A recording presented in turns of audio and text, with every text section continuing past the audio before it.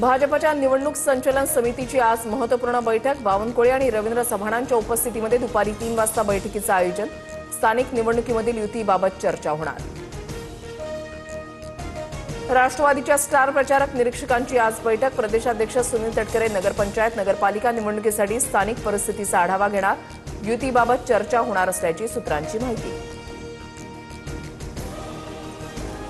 बिहारमध्ये ठाकरे बंधू नव्हते तरी काँग्रेसचा पराभव झाला, यावर मुंबईकर काँग्रेसवाल्यांचं म्हणणं काय?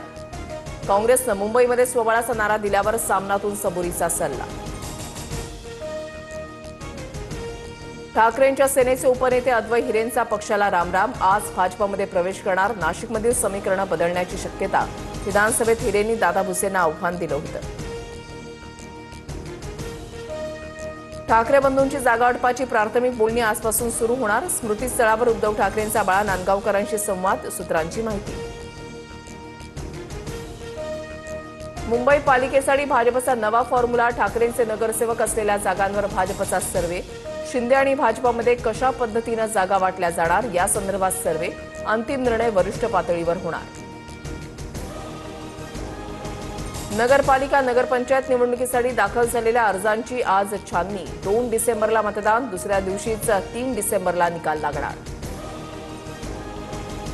माझी लाडकी बहीण योजनेमधील लाभार्थ्यांना ई-केवायसीसाठी 31 डिसेंबरपर्यंत मुदतवाढ। मंत्री आदिती तटकरे यांची ट्विट करत माहिती।